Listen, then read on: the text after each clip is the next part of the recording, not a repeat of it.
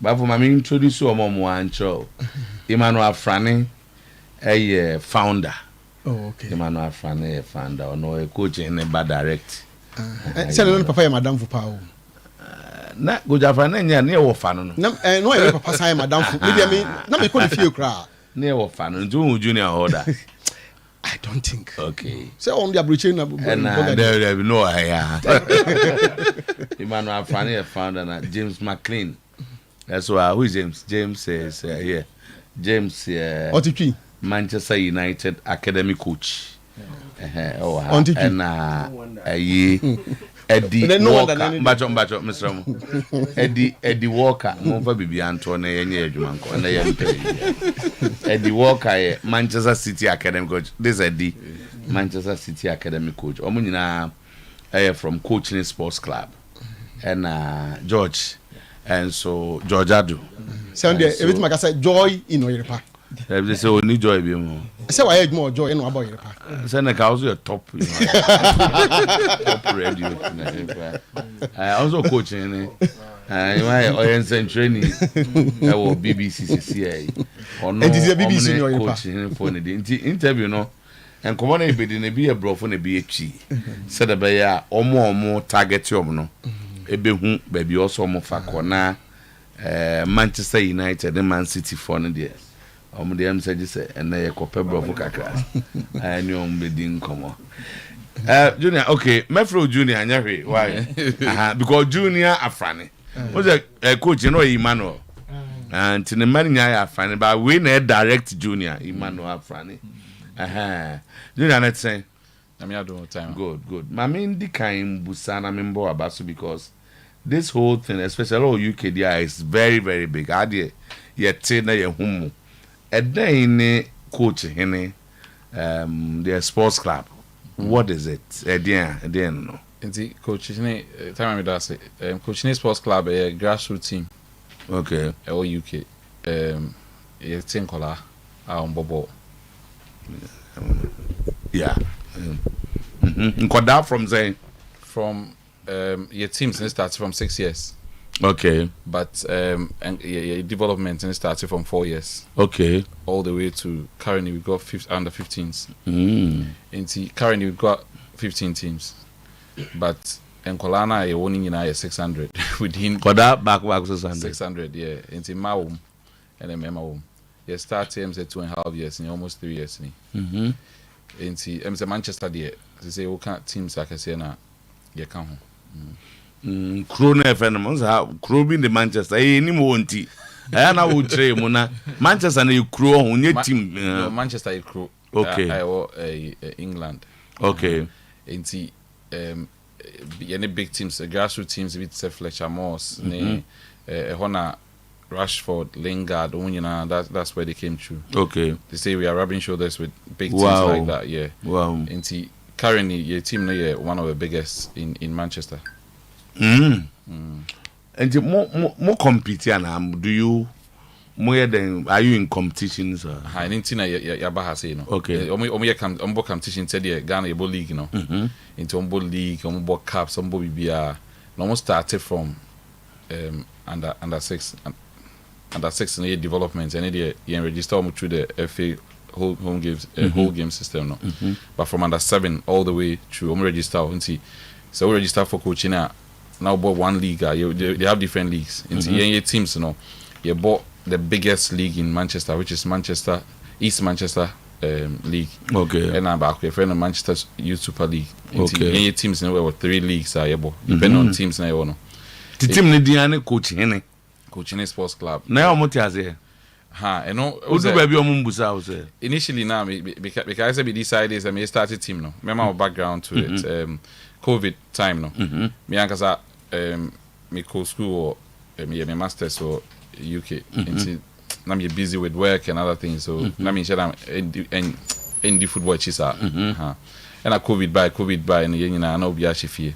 And I'm who say me third born or bobo for the first time. Kolani no bobo. See me share the way I already 4 years then. Me help boss they were Kolani bobo. I'm say hey. To me started saying me trying pictures, videos, for a while. And Obi Ma me Manchester City coach be number. Nti menene kasa na menene chat because na COVID a lockdown na me catch and so me obabi mpeso hwe no. Nti e didn't come on na me say me papa national team coach. I don't think that former national team coach. I don't think so believe it in terms of background checks. Nti didn't come COVID no e koye no. Kakra na omka see MP no. E no ka say obetima hwe nkola na. Nti me de me mani nyina akoye no hwe omo. To hu na no say akola we dey. Obetima ha. But na that time because of COVID no academy singing na close. So catch them so busy on team yet. Don't mean and you do bit me on my year training, but okay, City City and yeah, the other no Manchester City. Okay. Yeah, huh. Inti Inti or share omono the following week in Columbus and so meet me on now for Abeka Juana because no say I okay meet me. After the na on work as I'm the end of Inti you advertise that Sankola Sandra making coaching has never advertised. I can't cast until starting. I'm saying you wait for me team only no engine or say yen to me yet. I can't cast until be decided for me team no.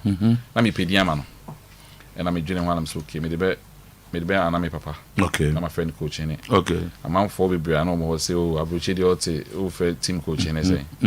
But I had something in me say me and I'm a papa. Okay. Because one of the things are me realize Mbappe we no. I think because it was my dad man how big I know yet. Okay. We na me who say oh why any ma baby ha. Into coaching can am team na thrive because we be able to say coaching here then. No can say king of coaches. Okay. Or Ghana no matter research. Until now they are blown away by Yeah. Na me adom team bia e was sponsor. Wow. Okay, so coaching kakaka na 600. Ka ona me baza are you able to because where then ultimately more. Then I'll move to the collaboration with Man City, Man United. Then how did you make that? Okay. Why City? Then No United. Okay. So City connection here. Sa coach na menene start here. I know dream say you team no. Okay. Your team no East Manchester. Because they were East Manchester no. East Manchester your team is very close to where City City CFA now it's here stadium. And because of that and City for net say hey team be aba and Kolana eba and I think say black community and Kolana mo fi being background African blacks and Asians. Football in England they a big deal. Yeah. And I'm out for the scare room. Instead to tune for no say be opeka akodi on only time what never be call any number to hand. Inti me mo say to tune for Kolana no only a few were coming through. Inti I say you know raw talent everything is organic. The City for need can buy and they didn't come and after Liverpool buy. To Liverpool buy and almost they were blown away to me ban on Liverpool the fan of first academy and a United and so buy. Until it was like that. Now and Kola 25 now signing for professional academies through coaching within 2 years. Wow. Until United and Kola me and Sana signing with United. They say currently City Omanda it will be to sign with England the year you turn 9. Okay. Bit sign professional contract. City out of 25, City Manchester United, out of 25 and Kola Mono. Out of 25 no more. City United, out of 25 in Kola and we signing 22 a year. No. 8 of them are from Coaching, which is unprecedented. It's rare to have and Kola be brave from one club, sir. Nazenje Kramo be dominated teams in the know. Say currently. So what do you have with them in common? Say collaboration anything. Into collaboration, say and Kola to say omuntimi mauska because it will be termed as inducement FIFA and PESA. Okay. But FIFA PESA invest in community football, grassroots football. Into a collaboration is a my coaching. All my coaches, all my upgrade coaches, all my footballs, all my equipment, all my Kolan tickets, all my matches, see whatever they can do to help the club sustainability. George, Bremna, I've been able to see why you are here. Now, then how you are coaching? The communications director. Oh, okay. Communications director for club, no, and taking care of all the issues that come up. Communication wise and social media and BBR. So you'll be able to check in social media, and I think it's looking good. Oh, okay. Yeah. And are you based in Manchester? Yeah, well, Manchester, because BBC Sports headquarters now Manchester. Okay. So me busy in Manchester, but occasionally me call London to do some shows from the World Hub, like Newsday and Opa and the other kind of. It's a community. I'm also close to Man City. Okay. And close to Kuchene, yeah. Oh, that's fine. Yes. All right. So why are you here? Good. Inti asemo kan ni nyina no to me who say Abrochino, there is emphasis on development of Nkwalano from very, very young ages. And then yetenas who said no, you share Ghana. Nkwalano you develop your national teams and academies no almost started from there 12, 11. Okay. And naturally no so Chrome Hano, yen adwene say ebi na Nkwalano is too much into me absorb it. But yen wo UK hon ye hu Nkwala age of 5, age of 6, or more ball no with passion ni we be inti eyesa na yen ya keche because Akwala wo UK ne starting a development from 4. It's your court 4 da to be 10 afei na ni nua o Ghana no the papa who say I'm say afei the boy top ball man afei hey afei I mean top ball man na me starting so nipa na was started 4 to 10 you're way ahead of nipa na was started 10. Okay. Afei so pressure be I buy so na say Akwala na started 10 na so no so go through development in development e be na go see 16 they go see 16 na ni nua no UK no I sign a professional contract age na hey it's papa no realize we do 16 hey and there's 16 there football life I end it. Okay. Then you are forced to age it it's the person here say ya baha and through a partnership with the Ghana Education Service no ya person introduce development of Nkwala from the young ages. Okay. Inti we share scouting kakra ya na ye share Nkwala from 4, 5, 6, 7, 8, 9. You do 9 per nijina emperi biom. Because from 4 not to 9 no obi anye cheating. Okay. I wonder you can't cheat. You can cheat. And the reason why any GS age man say GS no omo ages near correct. It's omo kita data the right data. Player BL or say me age correct no person test this and age correct but choko GS that ko check in the class 1 age na that one. Okay. Because I know na standard. Okay. So once I any omo age man there is going to be a mere balance in terms of ages na eba no. Eba boy nyina. So that's the real idea. That's okay. So Junior but if we then no more before I move to them then no more pe dey okroma. Into omo me nyina omo say coaches o coach ne. Okay. Into yes start omo coach hene and City4 any United that form. Okay. To City ni United nyina ma ho kwan say omo mra emeboa ye ba no United my jerseys bebre. I started Accra 2 sessions I chichebi City4 so I think say United ewo omo chita for those to change City. I think in a way, it's also a way. It's also a way for them to have a presence here. Okay. I think say coaches too. Omo kakane say omo the information beko in terms of the end because even support from City and United, you know. Okay, so let me start with James. James, so you were in Accra. Yes, absolutely. So what did you see? What could you tell us about what you witnessed in Accra?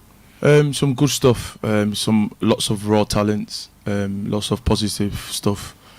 There were things that you be quite amazed. Some of the young players that we saw, we thought, okay, it's just raw talent. Athleticism wise is great, but technique wise it's just a little bit below. So in that's where we want to highlight things on and make sure that they receive the right training and all that. Okay. So were there basic differences between the kids you saw in Accra and what you see in Manchester? Yeah, there is major differences because in here what you tend to see the most is the speed is there, the strength is there, but over in the UK the technical ability, the awareness, ball mastery, it's all different. It's on a different level. Okay. So Eddie, I'm sure you saw something similar. So what's your expectation here in Kumasi? Because it's said that there are better footballers in Kumasi than Accra. That's what they say. I don't know whether that's true. But Yeah. so what do you expect here? Sorry, yeah, that's what I've heard as well, which I'm very excited about because what we saw in Accra was good. So if it's better, that's always good. So I'm expecting to see more raw talent. Basically, there is talent. We just need to find it. That's what I think. So, Okay. So, but what more expecting Kwalasa Junior and So, well, Obiani Timmy baby, Obiti and Kabia upon school umbra. And I say, and you're limiting it to 100. 100 pay. And yeah, the reason being that I'm moving here help. Okay. It's not it's in the hands of GES. Into Accra, no one organize it. You're asking for 105 every age. Sometimes I say, Junior tena UK na check kakra. Ampa. To her. Okwaate. It's 100 na the expectation me. Yeah, expectation. O ma chene say Kumasi de. Ebebro. Yaba Kumasi. Kola beba ho papa. It's because Yaba Kumasi. 1,000. Yeah. Yaba Kumasi asan betena Oyerepa. Yeah. It's wait the message. Omo mbebo mbechi omo kiti on birth certificate na. Okay. I see it me sure. Yeah. That's right. Because you can do more. Organized. It's also all balanced. But we also the best set. Obef set. And that's our passport. And then I think so, you register you. Yes, register. Okay. Next, I'm got 200 cities here. 100. Okay. So there are opportunities na wo muma akwala oba. Okay, so remember a bit of a background. Your percent expectation is very measured because it looks like you're quite kind before we doing service. And I'm because it doesn't work like that because I know until my UK bro uncle school ni sana man. Luckily enough, coaching here summer camp be a Manchester City Council and sponsoring because of what we do in the community. Into here summer camps be a you decide say that's an opportunity. Any Manchester City akasa, any Manchester United akasa. You're happy say see a sporty talent. Na you pese omoba any exposure na maybe for 2 weeks or 3 weeks. You're happy to host them. Okay. And it depends on the age. Yeah. And it depending on coaches way. Okay. I think that I say ni ball to change. But they are looking for so many things. And so can speed. How can and speed? Strength. And the strength. So for you to get into Man City team now, athleticism is very important. When you speed you have to be very technical.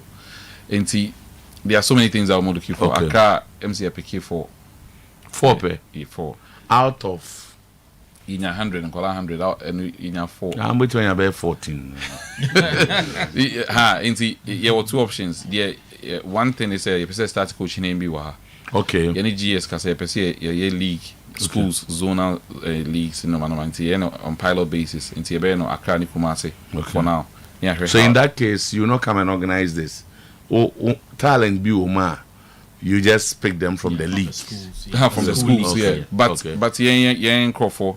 Anyway, okay. Yeah, because I want to make sure say exactly what you are looking for. Your branding and person better do okay. Yeah, because if you yes, sir.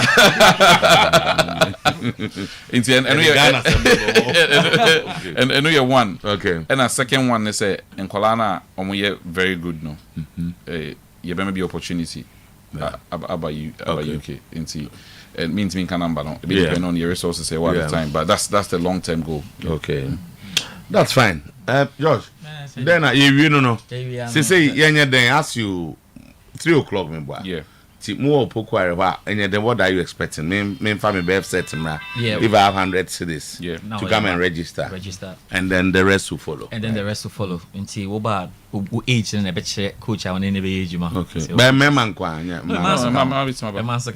I started coaching. I started with Wildcat. I started with your first and just a math sessions in Kwan. Okay. The other thing is you were just is new football boots kaka.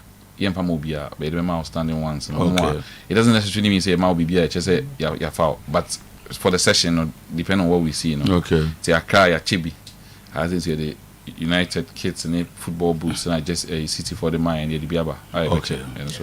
Okay. And then Ochna. And then it's not in the GS and the ATM. ATM.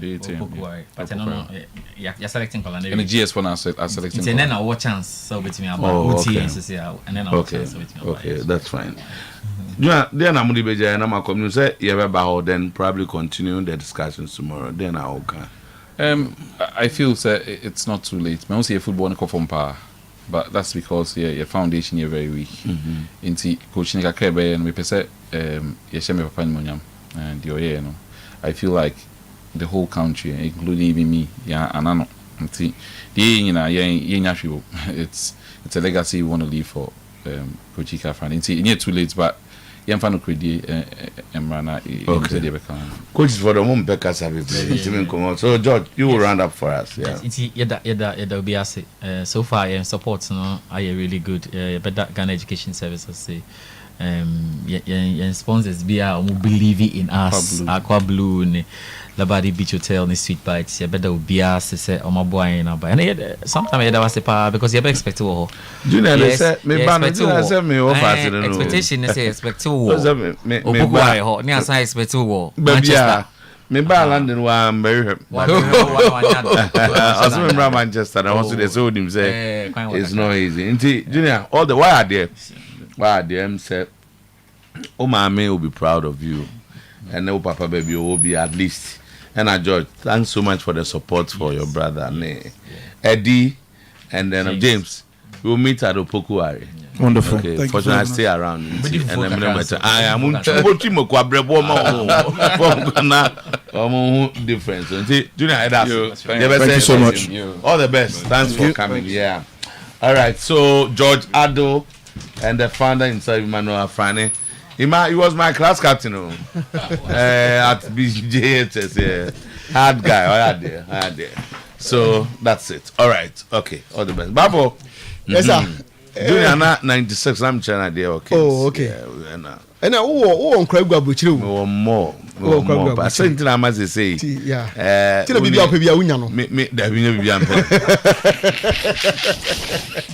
Junior was a brilliant guy. Brilliant guy. What you offer? Offer say you're not connected among for boys no ma on crown. Oh yeah. Maybe I offer another number. But I would say Adena Junior, why no easy. Yes. Say Ghana near Kwada Wakwa Manchester. You should not even think of it. Now what kaka is recognize you. Yeah. And on the Manchester United ni city coaches because omunim say e ho na ade ni. Say over United especially. Okay. Hey. Over United especially omunyamwa because em kola ibe bo. Man you say. You can call it coach no. They decide to wait. Like let's say, Junior ama meniaje papa. Say Manchester for her. Ade omo eba be yi. Manchester say this is do na kiss do na yet na the mom na city na crazy. City for na door so him. O say na city for na boa no. O city na crazy. City mom boot ni boss. Na United more Jesus. City for na boa. Na oti ya. Do na no. United and the mom. Say the team ni kwere so the do ba nya sa. Yes, it ever win case or court. Aye. Against as good. Yeah. Oh, you about champion. We were details ni nyina. Okay. Yeah. We details no me we did na a travesty of justice and laughable. And send a court akasa we any travesty court akasa. I say court akasa we so me court akasa we dey timi bi o. Asemi da ho a na obeka say bia ya kan bi won ti ase. But we the judgment ni ba dia yetimi ka bi. And I'm saying that the decision by the judge is a travesty of justice and laughable. That's it right away. Now it's good. I started the appeal processes because judge, you know, man decision, man verdict, you know. One or say GFA, ama as good document now. Omujina sudi di assembly tia as good, you know. That was wrong in law.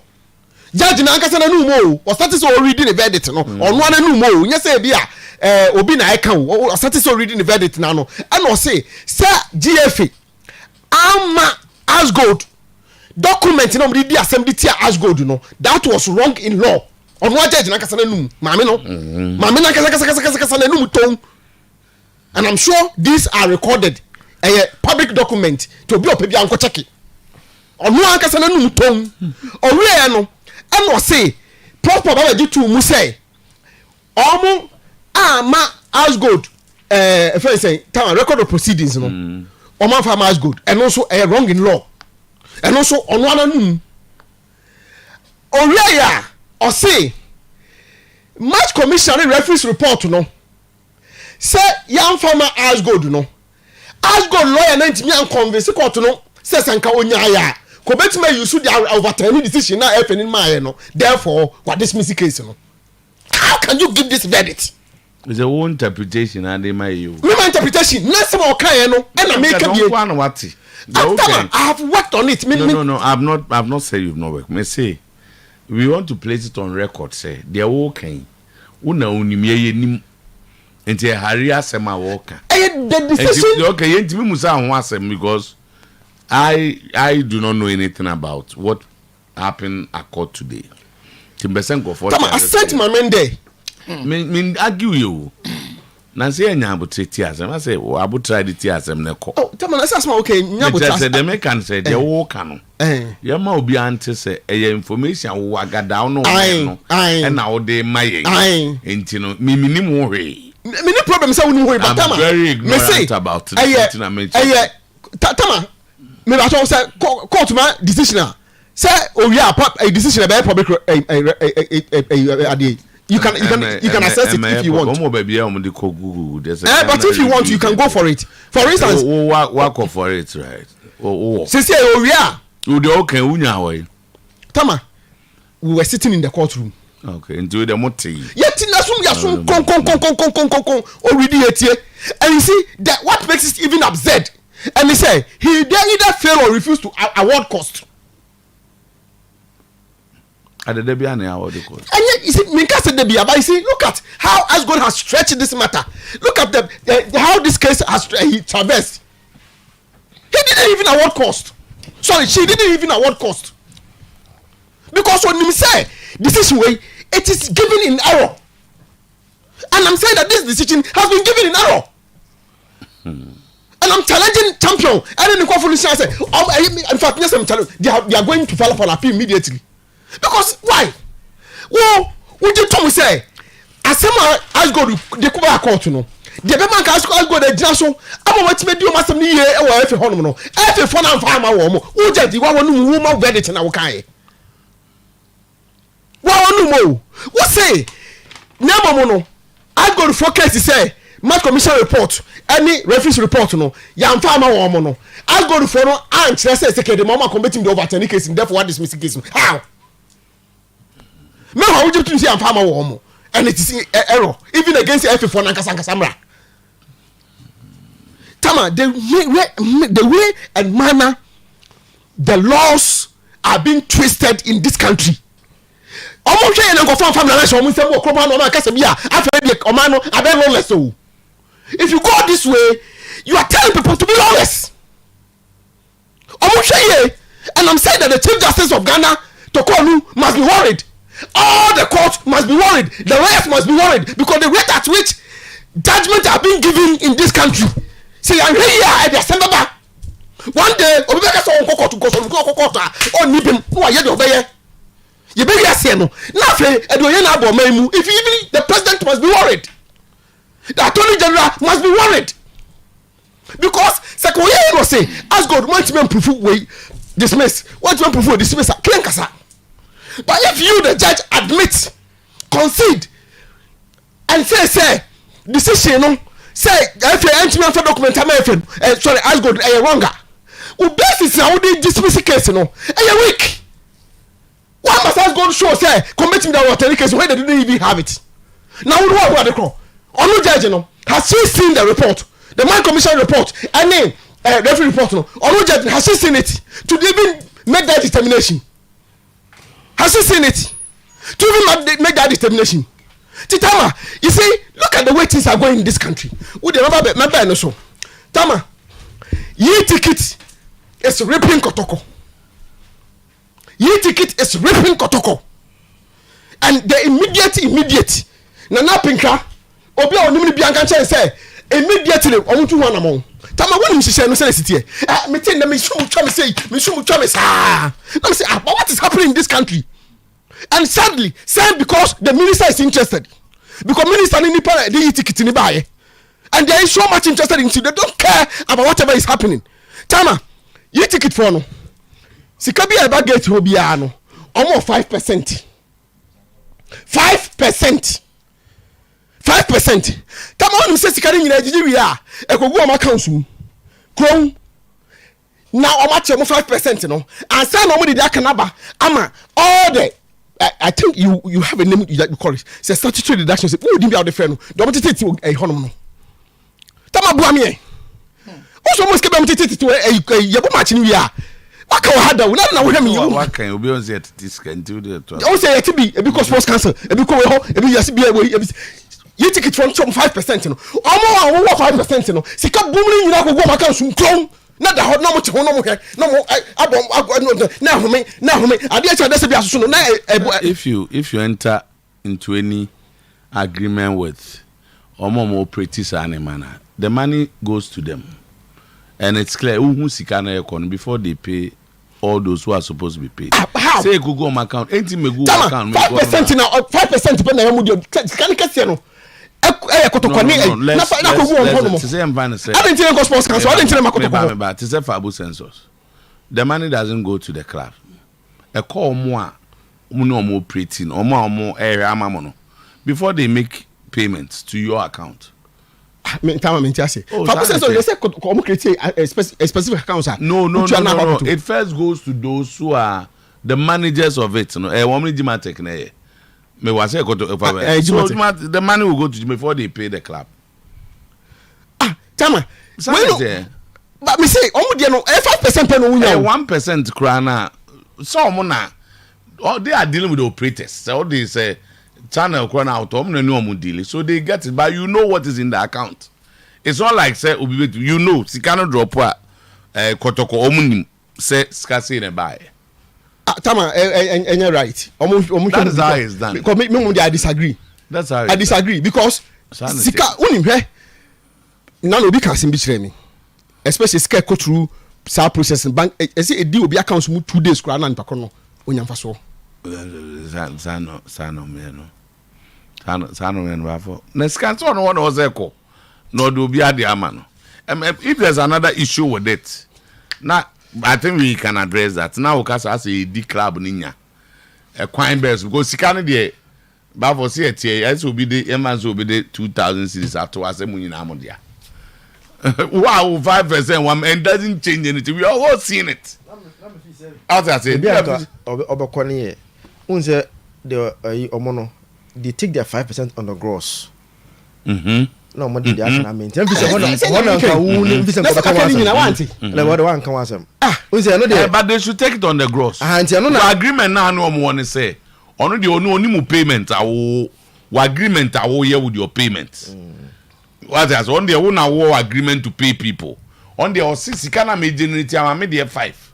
To 25 now 95 no. All the acquire your payments. Always a balance in that case no. The 5 will be bigger. That 5% in a very huge power. But that's how it is. Sanity, and not to commit travesty of justice. Not to commit travesty of justice. Alaji Gusa versus GFA will be adjourned Senegal.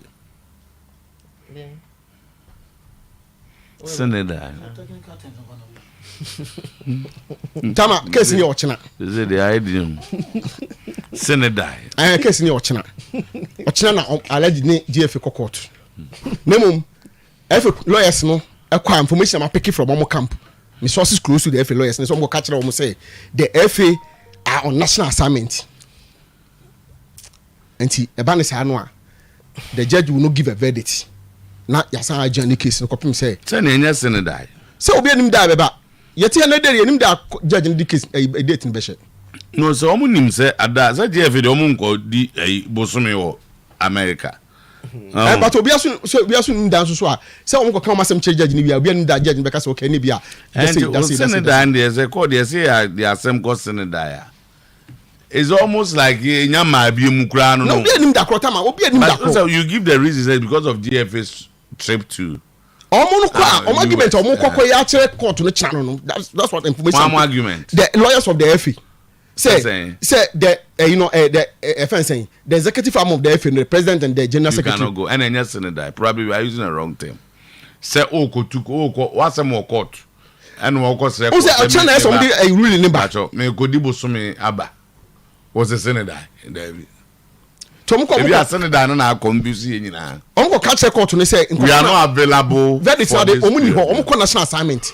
Yeah. And almost say once some catch judge in some national judge in Becca. You give a date. You give a date that you return. August radio be wa. Obeche da we are available. Me knew me ko baby member be na otwe me answer. Then the judge will plan with that. Send the idea, just say go nano,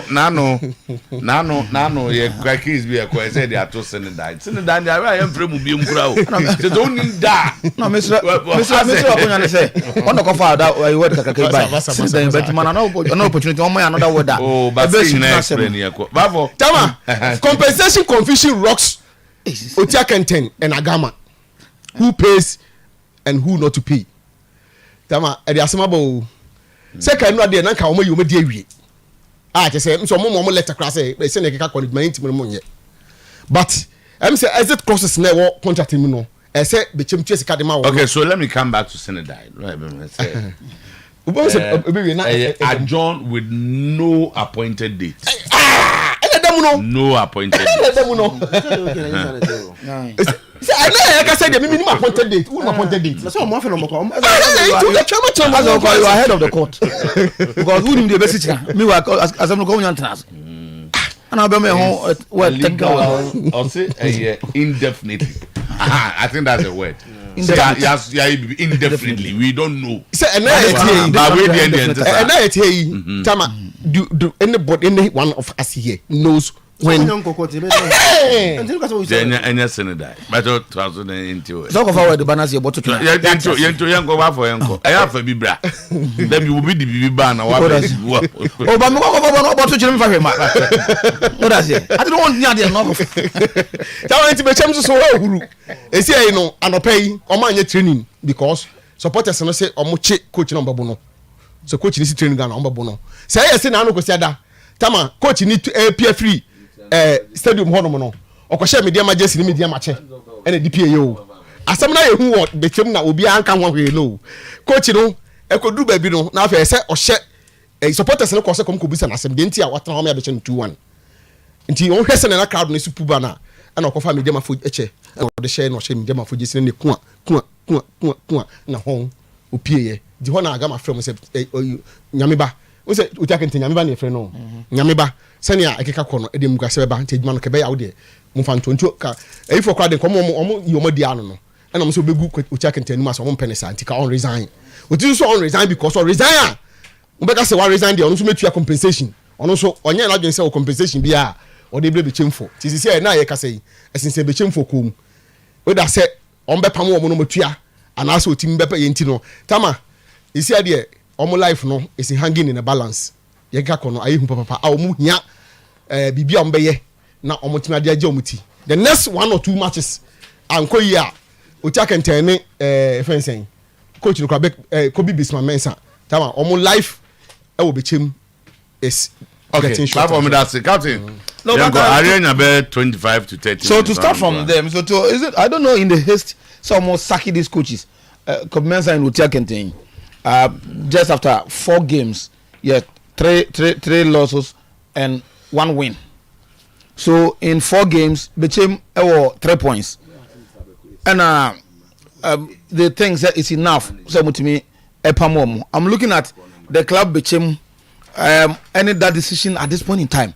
Coach about only 4 matches. Only 4 matches.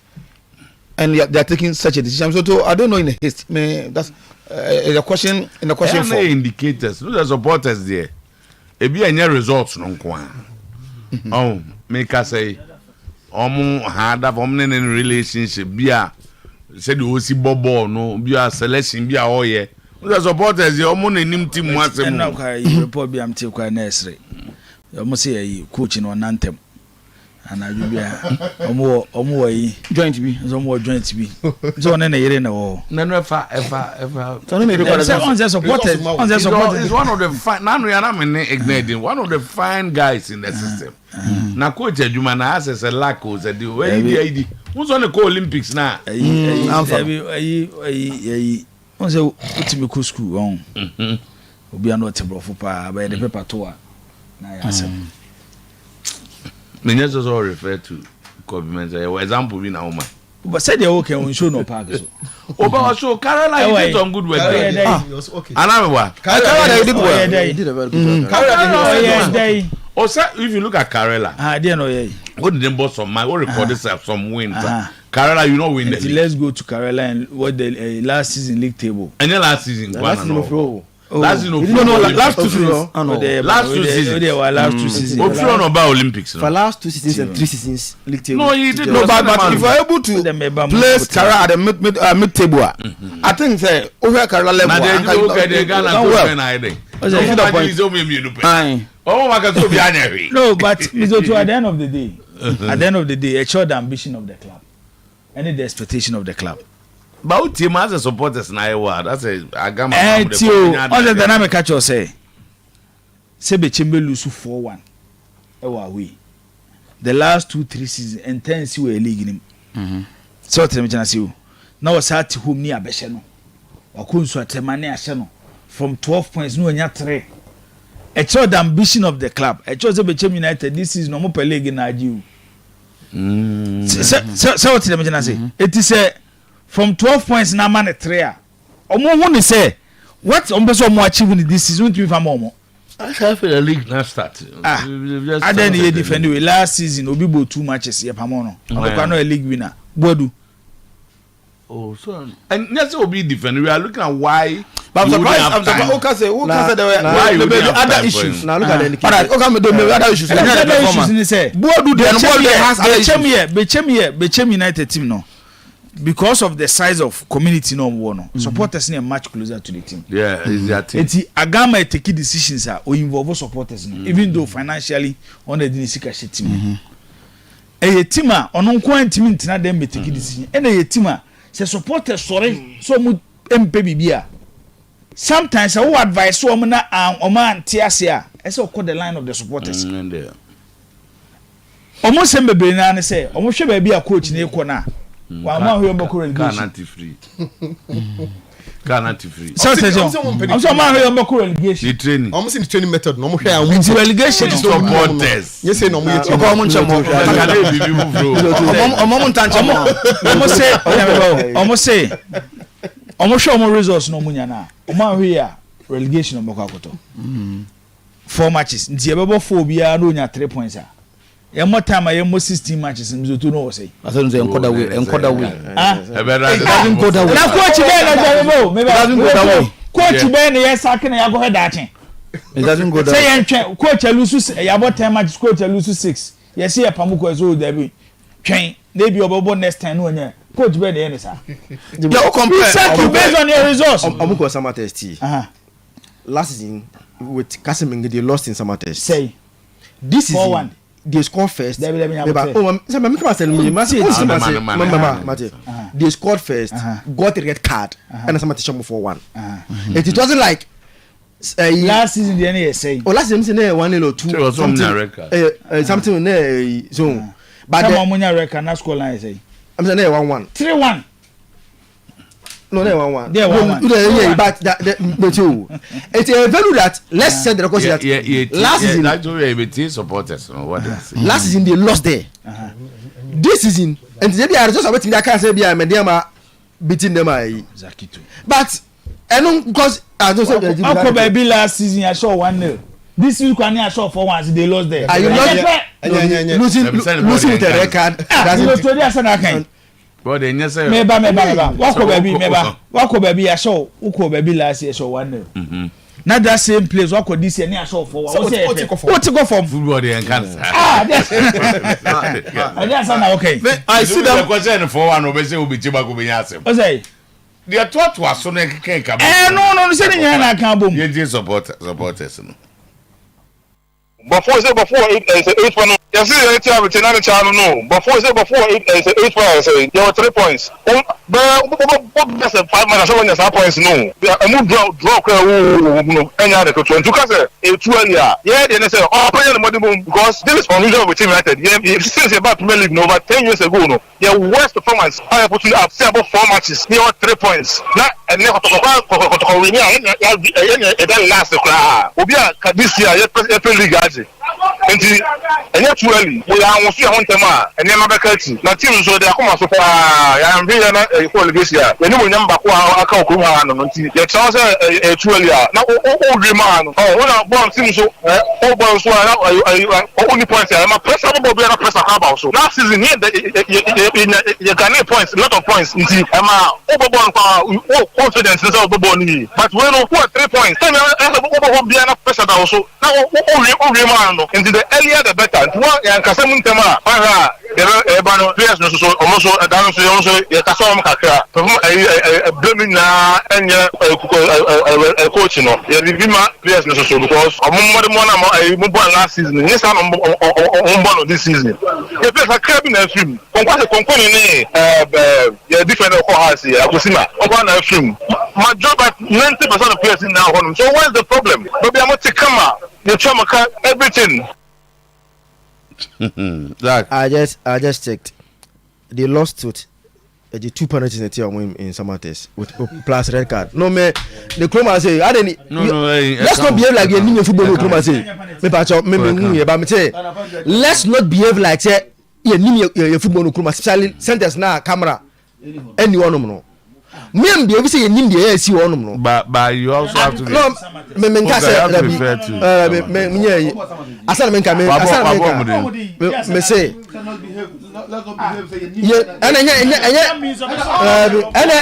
on me come you understand because and me elite table bi there be me nyim free me elite table jibo me ka se me jiro o elite table na Oya me boss me general statement man ga se na Samates go get me Samates against Adriana Stars on first game on boy the goal they scored na offside goal.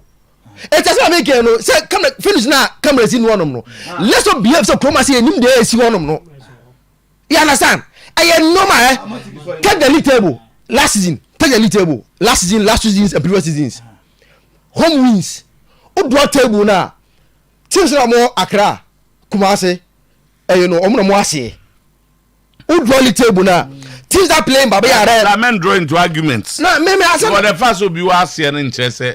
No, because sticking to the me can say one, he lost in Bechemu 1 red card or 2 penalties.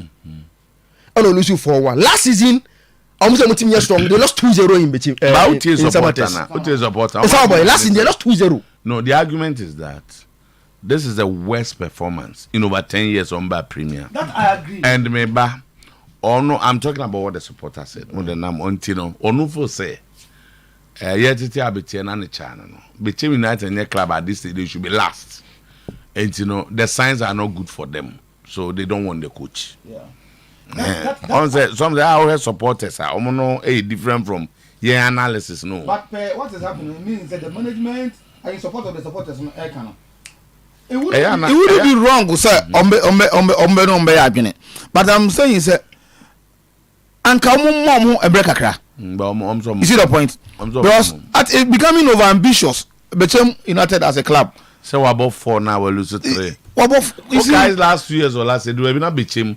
They've not lost about over a season at home. Last season, it's not easy for them to lose at home. Now, Mekano has a coach in Mengo, so ambitious. I got more knowledgeable football people. That one, there's no doubt about that. France, there's no doubt about that. There's no doubt about that. I didn't Koya. No, and I say I sent a message from the game they lost in Swatre. Similar, somebody came out say goalkeeper out of nothing not one come out one share. Sending in a result. Coach for you, my the issue about Obia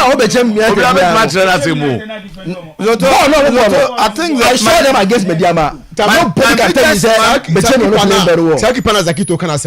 Oka who be na supporters na charge wo coach no so. So you know. Almost say keeper no coach na de ne baaye. Omo no nim keeper onim so ya ade. Coach be example from. Baba be yin sin chen. ah supporters ne class sa keeper na coach na be Yunus nchen no no carriera ho a coach ne crash ye omo kwa de ebinim kwa omo de ma kwa ka ho be ne me mfa nka ho ah de wopam no kwa wo so omo timi ne nya adwuma enti I won't say who say the supporters here omo no me I'm not saying say the omo can you right but all this I watch them against Mediama decision in favor of Mobeche Momo match da bia say tell them general now una only meeting to one team me dey make you general but me say I watch them against Mediama so it's not about performance and I say I watch them against Mediama the ball mo 2-1 no omnom konto boni nya until 88 minutes so I'm supporters chairman back obi bona o say back say keeper na ari kana say no mo keeper mo gini die na em say oni nya issue o Karela to ba no am mapam nti on say we are here can mean say no but when you touch on supporters favorite I coach abinya problem enti no me sure say Kobe himself will not have issue because the decision and the principles and amen ne yes won koi that what I say performance somebody Manchester for Bamo they are playing very well Manchester Bamo odo post ma oya de na akofa foforo bai na ye eti goalkeeper na e bia waja na kwan na akofa foforo bai no foforo no perform to the standard no committee errors dey show edi si e showa ni nyina ka performance well every right to sack coach at any point in time. If it's a league in chance, I got coach. I want to for Bonka. Won't be my sacking of that. I was looking at and Kabechem United 3 points. Not now so good. 4 matches they come on to Mbwasika. Because I was looking at games on my bone. Where so could lose Samatesa. Bechem could lose Samatesa. I don't think it's a big news. Bechem could lose Swatrema. I don't think it's a big news. We had the opponent on Mobon. The only game will be free set. AB supporters no. Mediama Kroma on you. Mediama at Bechem. I don't know me feel say no issue with that. I don't cry no. Mediama at Bechem. But now I was talking you see on that so sometimes the opponent no out on Mobono. That I was one American House of Folk against Dreams FC. Why na me so disappointed with House of Folk draw no? Because I feel like Dreams FC are picky at the time House of Folk NMP. So if Omun they are then the question of there's a correction here. The boy who is keeping pulse no. Dari Aziz on our first keeper last season. So and he change keeper bia Obeche United. Oh sir. Yes. Dari Aziz on another team last year. Yes, it do another. I don't turn until Dari Aziz and a match any all the you know na dey go 19 minutes I don't know keep an by. I don't keep an by. And keeper na to me pa mo keeper bia. Dari Aziz na Obeche United number 1 on there. So the question is that if now you are both the okay they say supporters no no mo gina so mo say supporters on adwunu so who your both say na coach for match say call the episode to then you should be ready say you should be ready say we be compensation. I don't know how many years that or sign but say so Omunzake no there condemns to I don't think they will come back. On and resign. What resign? What resign? I told me they're ready to sack him and pay compensation for that because now they are a victim. Now they think they want to win the league, so they should well be ready to pay compensation. I learned quite they are even talking to a Serbian tactician, Serbian coach to take over from him. Now Serbian but it's over $2 so if they are ready to sack him, so they should sack him and not talking about say or no resign without saying anything. I sack him mutual termination. And the coach Marino this one is that mutual termination but at the time I miss my ready some Semeko. But coach Kente and Kobe Mensah are not ready. No if you look them they will go to training and train the players and go and play the next game. Some Kobe Mensah off a park in Sunday no. Wash me match and me just in the DPF park. You so many times. Say because the supporters were chanting on him. Oh, that be Sunday no. Supporters say no we see be ban. Na nya some kitwa wo. Oh, me dey match say. And me dey match see. And I'm na more to me sneaky out. And it come back to the security. It come back to the security. Security. No security for holding and police holding and guys. So indicting Kofo. It happens. And you indict. Security for bad advice and say wear this and leave. And security you don't go on. Okay. You don't go and indict anybody. That I agree with you. But I was talking about the supporters when they were up in arms coming. I bet the police about so the best way for him was to escape. Well, if that is intelligence. If genuinely that was a year. Genuinely saying, no, I will take police and security. I'll apologize on that aspect. If only say it was a police and the design, sir. I remember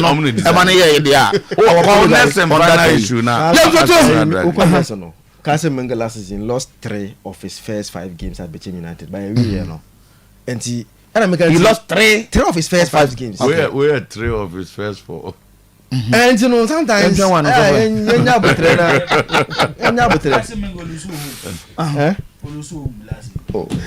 one home match and the team okay. Captain, oh yeah, the best is no. Yes, I because watch it.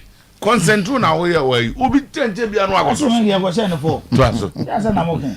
2 issues on House of Oak.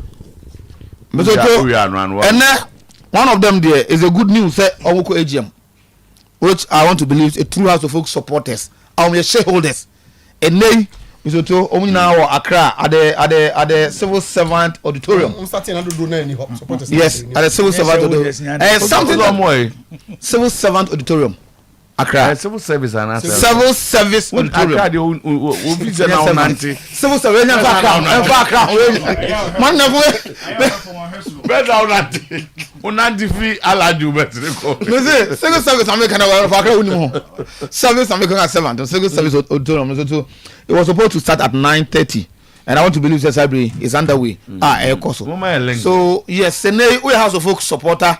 Now say we a shareholder. You should be there to listen to the house team situation. Now I inform next line of action. What you want to do. And then make us say for all this as an master no. Now we were talking about it. We were always saying say team Afro to share it's every year. Omutimi Eko AGM na supporters no team the Eko no maso. And at the long run we so to abedu. You got document me kind of ha. And I know just look make sure say nya obi a ot account na see oko deep ko bunu yes Zakimu ma mo field solo ba be jene there and our branch no so e be chene there but they will best understand it when it is that they go there.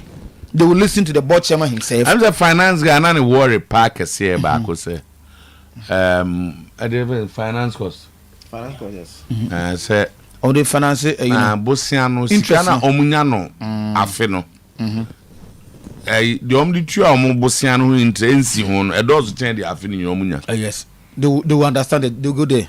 Omechicho match room. There be any kind yeah, they will be worried. But who's there? And Jamaica what the finance expert said, say, Otiviasi. Now, Obra, now, Obono. Usika Unyan say, Tiago, Bosumi, you will pay 2,000 cities. Bosum be so to Abosim be about 2,500 and 3,000. Let us say the Mabrabum. But Obuana a brebi and a air coso. It will go to a brebi, San money in Eddie revenue ba ama atima betu nyamaso. Ebi House of Folk the omuye.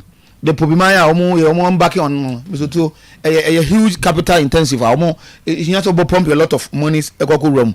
And the basa San man be happen. And I make us say, oh, House of Folk shareholder, you best understand it when it is that you go there. If you sit down and listen to some of us,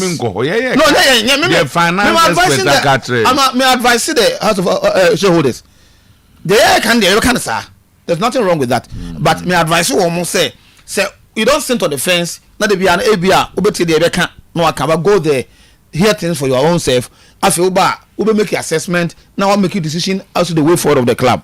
Because I want to believe say after the AGM, a numerous House of Folk shareholders no, eba strategize it. I make sure say some make sure say name be ya ebema has team edi because uko to share in every company na umpa ibone say company no me to be flourish ama o share no we to appreciate it ama say china bi no na say in future bi no say o ton shares na so ton 1 cedi a e bi a ton 10 cedis no ene here. And you said, obe shares now be corner next drop out to send that and so crowd will give up. That I don't want to see that. So it's a good thing. AGM House of Folk, the supporters will have to be there. Now Monkoti, you better after the show not set at the close of the day no. You benya the speeches are the board chairman himself. No church papa no my lead no. Omo kwa they will be seeking. Say, you can a me wa. So I'm going So at that time, no, be somebody who was listening to Oyerepa at that time. Now, Papa, the finance person, my that details, no. But me post that question to them. No one knows me. Anya. But to the other side, as of a coach, who's that because 2-1? Because I do 2-1. Back on the Indian, so okay, I out Akasa. House of a coach, Kopman. And I mean, I feel, sir, so to no make canvas can be. Say, after yesterday Sunday's game with Dreams, the commentary no running, you know. On Kashala, unfortunate. I now me expect say a coach of his sort. Everybody out of the answer now. The question then is, has me Kumu have for team? I don't know me and five Ghana for you and goji. That is the best. And go for a bar. The Mumbas on Bekan. And no Bekan about you. That is the best, Mr. Two. Kashala, can you come now catch and say Kashala? I don't know. Or you ain't go bonity. That's it. Say acquire my saying go for Kashala with a new for. And Mr. Two, interesting. What's one in the preseason when Kashala was scoring 3 goals, or 7 in about 4 games? Yeah, until so coach Bekan say in some way now. When the season started, not Enfano. That was where Oka said to me, I want to believe the whole team no. And then my that performance I didn't expect it. So because it on Kashala alone, you are not being fair to the player. And now we feel a cop man, baby, what do no, and then level no, can bro sadi no. But then, only has for good for doing come they feel that yeah, even though they are not happy with that statement now, Baba, yeah, no, but they will have a time. I'm no be can and same way. And far, I did get my camp. Say yeah, you know the coach now who social media has to focus started searching for a new coach. And they are saying, no, they've not gotten to that level. House of Folk, no, sir. Yeah, of course. Oh, but I will only report the other. You got me, Bo. When a coach starts behaving like this, especially mom de Kashala by, they will not be happy. They are not. For that, they are not. On say, anyway, next time, Obesa can't move. Send another. I don't know about. But say, what to be changing from this year? Good say. Okwa Bontin ko criticize. They say a situation at Manchester United. Yes, Coach Krabo be changing man. Come. They didn't send anyway. The coach young Kwa Bontin ko kikasa answer ma ba players. Sasam denye. Oh. Enti one can ye. Bejutum. One can say ye kwa. Bejutum. But the other can say. And they who say. Who heard the social media? House of Folk has started searching for a new coach. I said that it could be true, but officially, from what in command nobody. And what the official? You know what else? When we are match and you, and I know near $14,000. Match yes, and $14,000. So they will not be in the haste to do that. House of Folk themselves to sell more 4 points. Maybe what? Per 4 matches, no more 4 points. So I'm cross situation and difference behind. But they feel say aside coaching is more be of a kind. Okay. The other aspect of the coach say if coaching joining some now can he will come good. Okay. It's just a matter of time. So let's hope say any man will work that way. That's that me bana mama for in terms say be ya musumu ana. You will see e nya bi o Kenata say admission cost seriously papa. Na no e kan nipa de wo mane ade se ho nya agrokra nti bomodin ase also odo ba be kobi okay prof Darlington prof for America but interest will be just say Bechem will always count Mediema coming to Bechem at 3 points so mu team no Bechem Mediema e ba 3 points yeah Mediema have never ever done this before. Nti omo hu say a signs a bad signs for them. Prof we here prof no onye supporter o.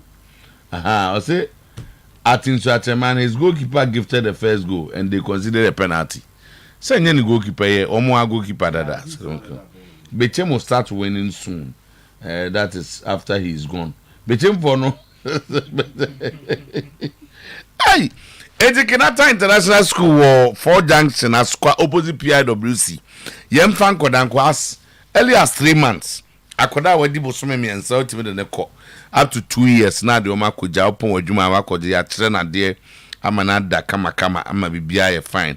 Afesu BC result ho crest to JHS3 yeah admission ikoso school no was opposite PIWC UK for school anti atmosphere near learning materials be a God fearing so and it Access Bank na same infanto anim say so no di djuma na through Uber to 70%. So if you are tired of the daily commute to work during rush hour, or maybe you are planning a girls' night out and need a reliable ride, perhaps you need to deliver an important parcel and want to get there on time. And answer why Uber ne bar, you Access Bank Visa card na, and one will charges 70%, 30% yeah they are chow, all because you took part in the Access Riding Savings promo, and one on Access Bank more than banking. Pink Roses and our Behinasi School Park at the opposite school park. No, Pink Roses techniques they provided tasty and delicious desserts for all occasions.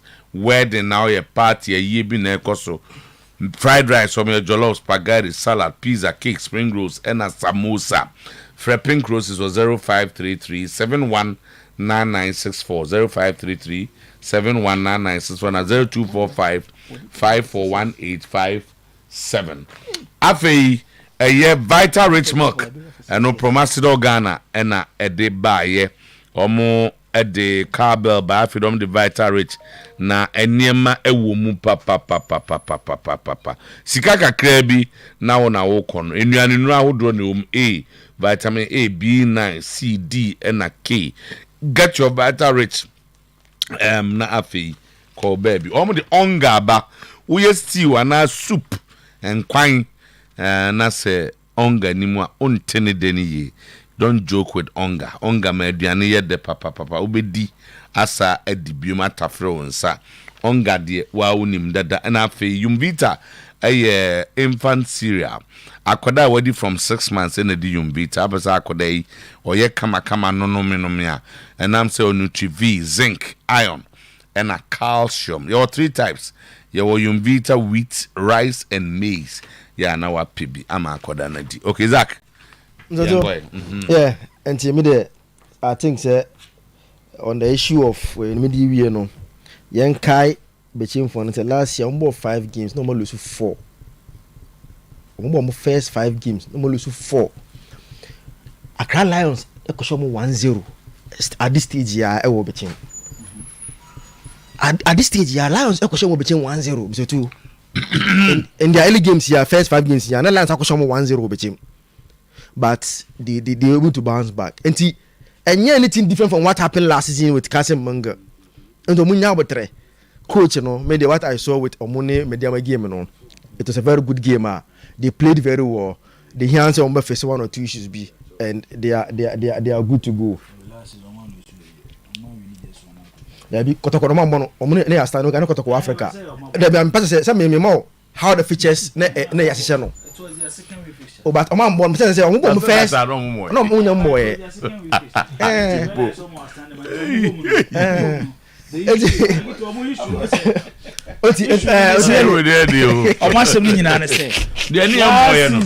Last season, as at this stage, no one lose home match. No, home match. So we nenya, what they fine. As was the Lion go show. Oh, Lion go show. I can't go first match. On that 6 weeks, Lion go show 1-0. How many matches? 4. Last year 4 matches now. I say don't lose 3. Because no money go to match no. You would the man in you no about. We are na me dey now the what's the record? At this stage, setting the record straight. The one is setting straight. Kotokoni betiem. Or setting straight. They are standing game o ma more until some time. And to first 5 games no. Here has AGM no so. Oh, okay. Betiem first 5 games no. Na Kotokoni kan ho. It's almost first 5 games we here no. Now the only game they won was against Kotoku Royals 1-0, Mission 1-0 over team. No lose 4. Olympics 1-0, Gold Stars 1-0, Accra Lions Koshom 1-0 and Karela coached by Kobe Den Eshom 1-0 ewo enyinase. And the first 5 games of the season they played according to match on more and day. No lose 4 win back up. Enti abotre no benya.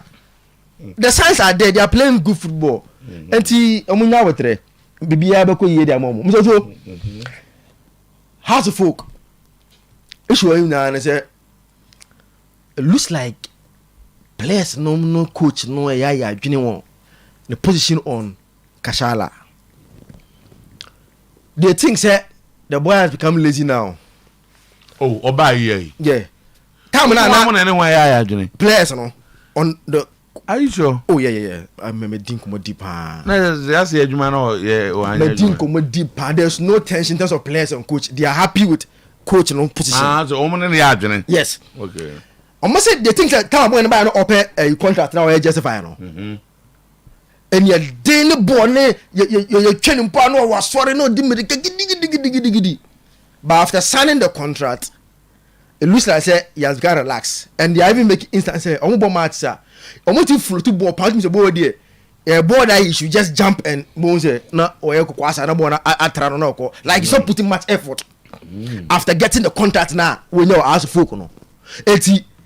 They are virtually saying say sa coach say omo ni striker no players no and coach na say omo ni striker. And when you are speaking to the players, no omo na make it's a cooker because that was their target before the ball was transferred to Macedonia.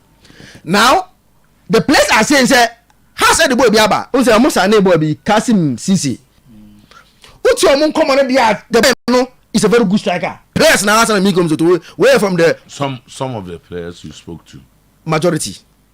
No, there can some. You can't speak to majority of them. Oh, not possible say only majority. No, say but you've spoken to some of them, but let me add the back wakasa. Now or no because of how he is in the team no. What in common do na abedo me because this issue that omudo come platforms be able to. This na me say o do only be akasa. Mateo there, me do na akasa. Now do akasa. How can you do? I said, be Oko 50. First one, second one. Or can't seminar the first one, the can ya. Offer tell can this way. Mate. What's your Gassana walk Canada? What does it say? How the end was Kasim Cicero. Omushan movement 10 years. Last season, I'm sorry, 16 goals in the Division 1 Ivory Coast. He's a very good striker, but no. The Nyaman ready he can only play in January. And almost according to almost strikers no more and many idea. The Kasim boy looks ahead of the Akanina. And chances of getting to I said it here last and random can reach. Say, here has born up to Ukrainian meaning Coach Koopman, why papa. In terms of their build-up, possession, controlling games, and creating decent chances. They are creating a lot of chances. And so where they has team now, and likely you are much watch your match back up. And so you are doing no watch your match back up. You are doing Sunday no. Look at the chances. Has one and a coach. No, Bono has coach. Obia because Bono or say has Bono say himself. On board has wants in themselves. This is where rely on the experience of entry. And that is entry level no dey anybody Ghana say. Entry level na we do no. Yen Ghana league boy enibi. Enti wo show no an maturity on oje ball na. How it control no agye no atwe no ma pass. Enibi okroma say. Enti and dey benya abotre. But I think say so far the M2 boys no if they think say coach no is doing a very good job. Where players think say coach we there he's doing a very good job.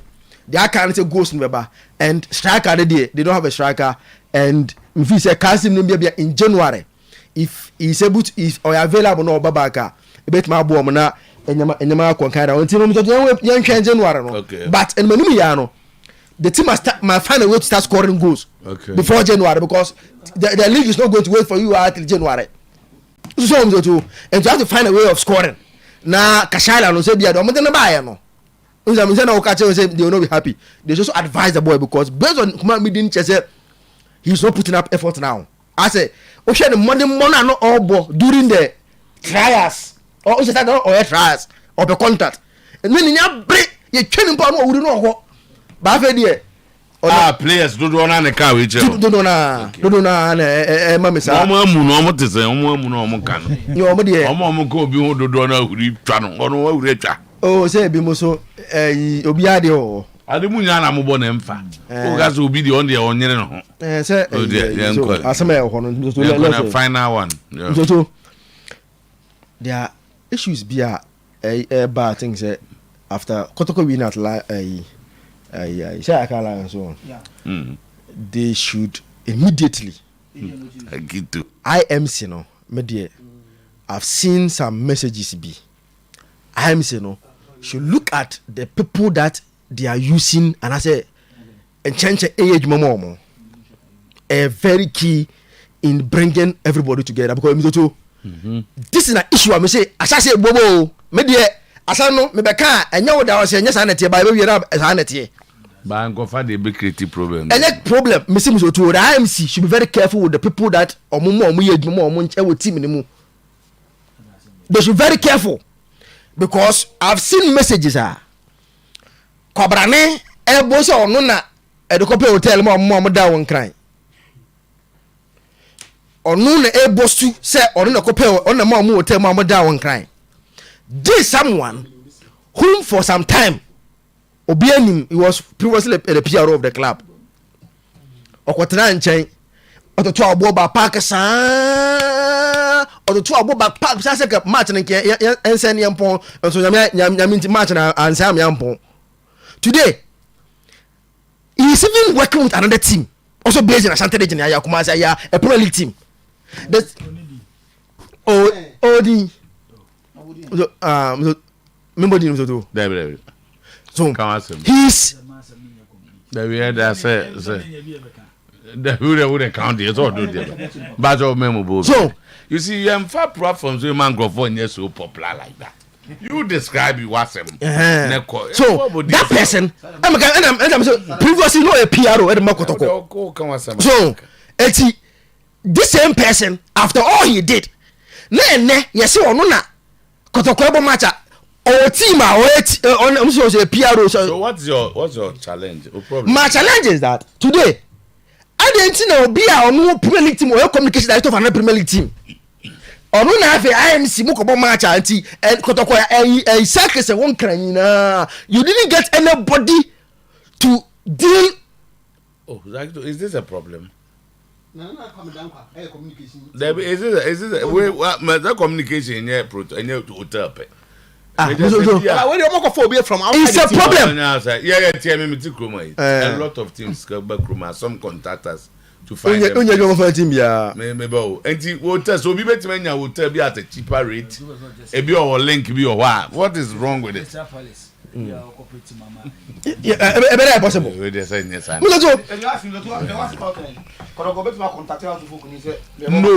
we were the more can base of the amendment and Oyerepa Ebia for some reason. And now then go from go edge team from Zama back there. Yenin go from go team other teams and came back. Sebia hotel na creative problem there. But that's not come down. They have won. So what is the deal? My of Solano Paddy Titi Kwan, can deal here was the emphasis. Deal here was the emphasis. Got to do. The problem, Yabana. I'm in Mukaka. Say, time as me, but what I know, they say, Tina Monza because they being here, the emphasis. Nipago Motias as you saw. No, what person I was Jeffans who so to them, I didn't know Nimu. So, number one, yeah. So to them, aha, oh, Siasia, a time I fear no way, a waha. And come on, any time I could do where Nibi, and don't Casame or hop. So to them, and from what I know, they say, Nana Kwame Dankwa, a contacting, say, we go under Dr. Kwame Chase administration, a Mapu Live Hotel. I want to knock out Mapu Hotel. It's a Nipana no money dealing. Na money. Nana Kwame ne Emmanuel Dasoberi. I'm gonna work you on the team hotel. In the time I'm open the pana. Sabre na omonini di open a number no. Na omunya na number. Until they called had them Mamudi. They called Kennedy. Okay. So assume I see I know what my police number no so me one number. And the farmer. That was the only input. Oh yeah. So what's the big deal? Ebe me wan say obekwa abontia goga say on the couple with them. Issue ni say on say Otuo so dey way it will take time and sign a free kotoko. Oma ebi a year or two ago no mo fu say kotoko fail because of some individuals. The question I be ambuza mon say into omo ye na kotoko relegation akadisi kotoko bubble league. It is supporters fu say omo ye sanyoma no. They don't want them closer to the club. No. I'm saying asema Zakito person or Chelsea supporters mbo omo say sankofo na omo tigina say because of administration binti say kotoko kura be fail am administration na kwa ese kotoko fail sankofo no and they don't need them around kotoko because team ni gu yanka ne oma so what eno nkyere say minim say Kennedy ni o kan ho ana so won kan sankofo no a but what I'm saying is say Zach enyo no na ye nti menye so de je fans o baby so te be jana say nti kaka o me dem please say e bi a answer asem ba ho a ene ye ka no asema ba ho o asem bo ho me se bi afi na o de badia jibo sam chat bi a akoso between omunya the two people omunya no be previously in that management na ba ko na ne wo no before buy no and what have gone on and on that what is new bafo omu yanka omu nke ha omu their worry is that when they see this thing going and baku no is perceived say even the IMC no baku ya na busheni and when these chats are coming out and omu a that is where they no omu ofum so too sanka baby anka na media team na ko winning game excitement about obi a prepare sanka Friday they will come and support the team and beat Ediana then all of a sudden these things start coming up. These are people that they think say maybe no omunya get team omo ya sumobo so omo ya bon omo shashabo support team no omo shashabo bon there omo shashabo omo manzam no doso do ana they are supporters sometimes these are things that so you can't bash it away like that so to me so say work is me enyo me no bia the lot make make about 5-6 teams that we have found places for them. Maybe Kumasi do this. You negotiate and find Ubuwa, Santase Kwanso ha, Ubuwa we were. And now go to tell my madam I'm sure. So go why there. See a show one be as I call the you can say. And yet Peno nipa fancy nipa no kra na ye ya. Anya no na ye problem. So tell me say. But metia semna Zakito kana metia see ya. Obeso kire say nipa na o claim say which ye Kennedy here say on ye hotel na makotoko no Zakito ne person kire say under the past management which na Acheampong sada no omu gina ye against kotoko evidence and Zakito na connect is that co evidence bebre on WhatsApp member bebre evidence WhatsApp so the manoko be chem United for na o mato nkra here we the man fa me pen mo fa to be chem for ne den krabia basisi sem fa Zakito yeah to evidence okay evidence o me say na mabona gero mo and o mo say Oyerepa for ehun yo mo na omuso mu ye di na bi ewo ayi opanyina gama fie ewo bechim last league ne ba na wie no emso se baba isa betwai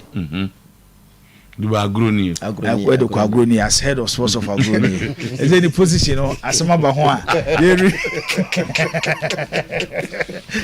review ena baba isa ni agama kodi nko na gama say afie besim do munya league ombeje ai me kra me story no a why is that story? Oh, my story. Be chemfo na eka o. Be ma boda tiniye. Omo na den kraba sisi se men kan Zakito. Say, omo chairman, president of the club say this young person omo league. No mo fu say teams ni bia league wo Ghana ha omo nche be chem. Tezo omo league ni bi. Nti nyoma ni bia this is no mo ye ne say. Eze okọ omo stadium ho a. Omo say plastic e omo hyehyɛ kama. Stance nim. Ti kane na aba na betina boss. Eze won tina boss. Omasheshe ni nyina ose omonveli no moye ni this season one of the best club here in this season because no mo pese spotlight ne be do mo so na de ompeso moye na fi no obi ehun se bechem na ete so peso mo league no mo tena se din Nenye so mu coach Kasim Mengo ka so okono mu mpɛ no. But omu hu sɛ wo de Kasim kura so bɛkɔ a ye kofa kobi nsaba ono ko ebi ɔyɛ ade ɛkyɛn Kasim Mengo. Eti bɛma boda sese na bɛkyɛmfo ka team of person of league yɛbɔ 4 matches a wonya 3 points. Yɛbɔ 4 matches a wonya 3 points. Team of person of league. From possible 12 wonya 3 points. Enti sɛ president so mbɛgye league no abo 4 matches no wonya 3 points na bɛkyɛmfo so mo ntiase a we problem no say. Ba for yi na de ba no mo de correction aba. Ma me nchia ABG. Omo say goalkeeper and then offend Dari no. Aziz Dari. Ono na ye fans ni favorite no. Ena wada games na wode da na ye hye no no. Na obe drop on against Mediema. No ko fa Mediema keeper no da sa match no. Mediema for former goalkeeper. Change BBS. Bɛn bɔda so ɔmo baabi ɔmo asɛm ne kɔ fa Mediema for former goalkeeper. Na de no mo ne Mediema bɛbɔ akɔfa Mediema former goalkeeper bɛda post no. Ɔmo nsɛm na ɔmo ka no. Etizak enye se bechemfo no tie. Enye goals na asɛm. Enye goals na asɛm. Enye se bechemfo no mo kasa wa bro mu ni hwe o. Ɔmo si DC ɔmo pɛ so ɔmo je league. Etu ye coach na wo accept Bechem United adwuma na. It doesn't look like he can win the league. We ye coach na wo gibe Bechem. Na coach ni aware. Some person. I'm sure he's aware. Because me kai say omo unveil ni kwa no. Se me kai a em say ono kura kan no ase. Se o tire me chana se. Enti e so Bechem ono wa league da.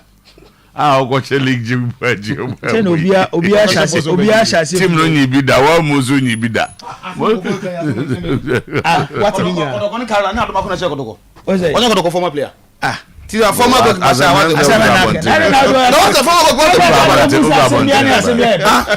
goalkeeper. Oye medema team no dia.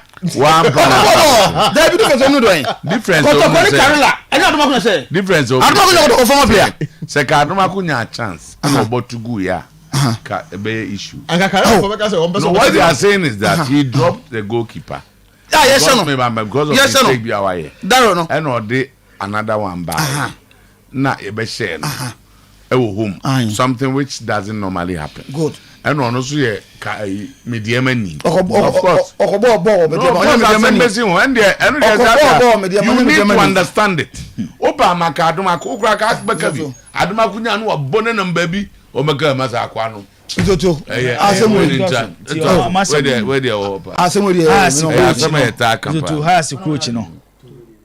has coach no zoto has ankwan gofa no sebema boda last season your ball has this 12 eboa has the 12 yeah sure say has target this season is to win the Ghana League and amboa so last season we did 12 no makofa Bruni aba Cobman has two players nyina no zoto nye players ne to na ye omfo omu two players omu peliga ji adana omukobo omu ne bofo na me kohwa na mbeka no ase say has last 11 away matches omu nhyebi to the 11 ni si ansa na akobo 12 na zoto unkobo the 12 game as a new coach na unko lusu ma na meka ho ma na nye 12 coach na eso omukasa kire no dozi kasala nyaade no coach na emu no so obae no nyaade nti eso omukasa kire no me megitumi say has a two good players and players no mo no nya ho adwuma na coach ne de ye no to mo ganye so onka na no ntu me no zoto okay say has for coach me den record betu dwa me so ye coach a wonche won adwuma no agya hokọ saa na mbeka wo ba ko fezai tu me dia na aka fa no we udo say ya no mba ye bonzo ko me no ya na ho amwe coach say ya no be kashala nyaade udo obeti nurudin nyaade we nyaade obehu an okọ so tere me chena say no we go ba dey asem na yo mu ka cho say no ze coaching yes coaching now no tie o se kashala nyaade o se kashala nyaade tie o se kashala nyaade zoto kashala nyaade ya tie ase kashala nyaade u coach so adwuma ne so be train na de nya results yabo 4 matches 12 points when ya 4 points o ya de se kashala nyaade a has abo 4 matches 12 points when ya 4 so ya de On the issue of Pep on your authority on speeches, and Pep cannot miss. There's a standard practice. As be at the host of the program and go and stay somewhere and say exactly to Kronyade.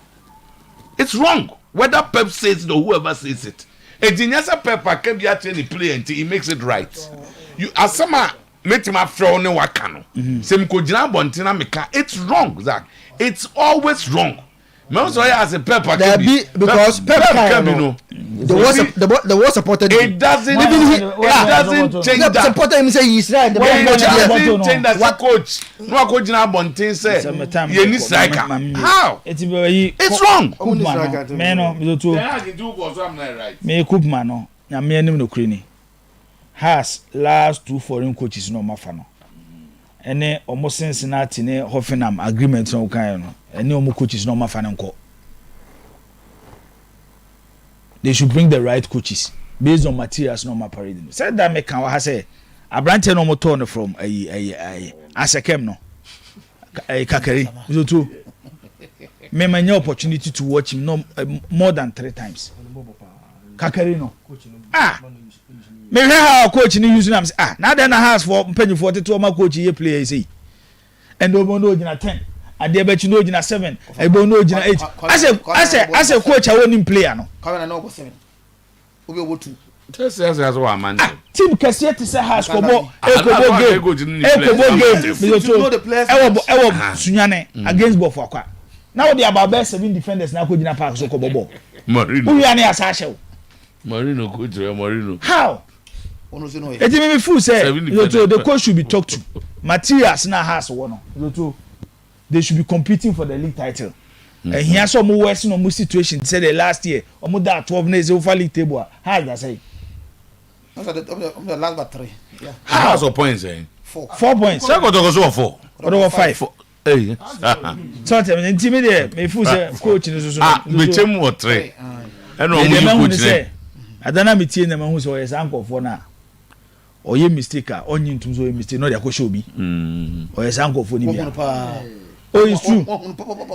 It's media, me maka, me to say has ya omo fa coach na Ghanaian clubs omo fa coach. Coach no aside teams or coach no ma hwe ni suban.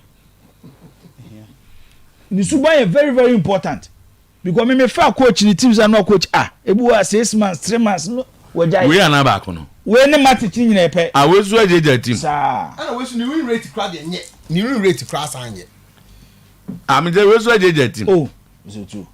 O de sa wo so akusisi na kobo ntime Koopman no mo ka bibi enkyere no ene pa de nyame anim nukure ni adana me hu as accounts no se ne papa mu yie pa de a zotu aka ne ha so mo ko a mu ye GM na no na nka mo mo nsa so sa fe di team ne de amatoge je na shares ni nyina wonto na onye club owner team ne ne dia na nka asem de na asem ko and I they make on many adjoin. I've been with you. Oh, what my headline?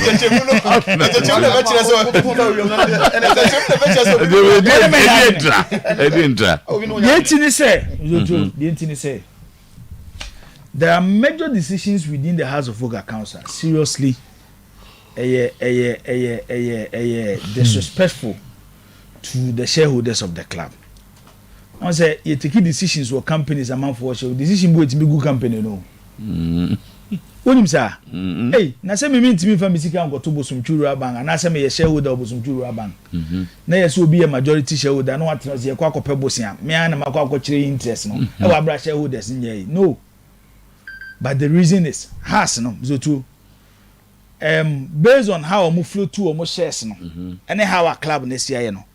Me feel say it's about time and come on shares ni nyina no omo kan bo no fa team ni matoge na onye team no so what team chance on to shares ni nyina na ko onye team no onye because me there so kind of papa mu ana say because tio anya sarcastic because you to tie yeti hey has of folk problem man when they were taking loan from GT Bank. And you want a guarantee.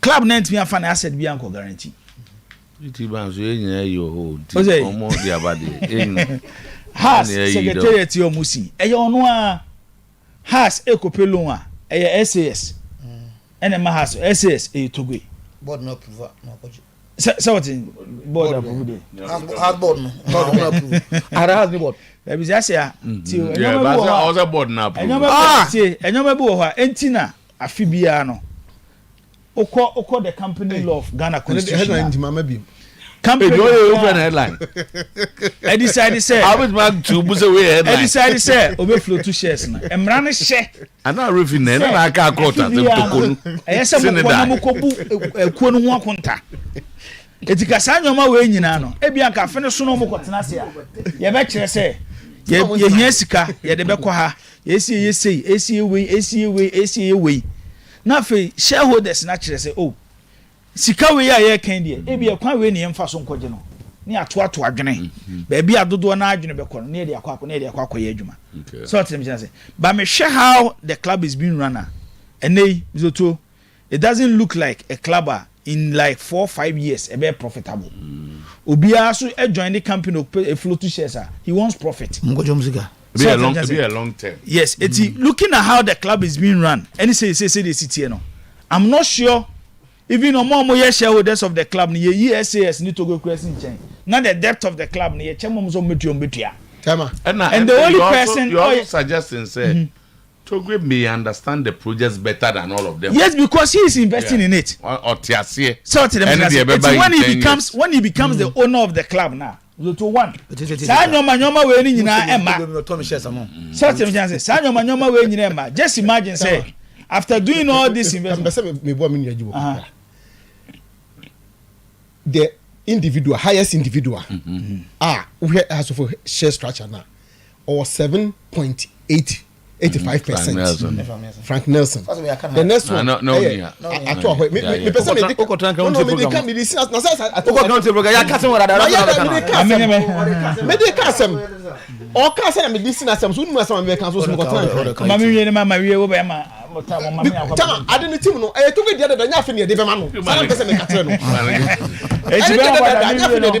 feel say that would be the best and say yentwe say nyoma na ekoso ha sin nyina na beba na wiye Otuo mi wiye no me yonko highest bright oye Asante Godogo Chitani ke so na ye CEO of highest stitches e wa Accra okay and na bright yes and na bright awoda enti ma me take opportunity na me wish bright obi adam ko so so te na me kan je se nyankopon enkoso highest stitches no way o won kan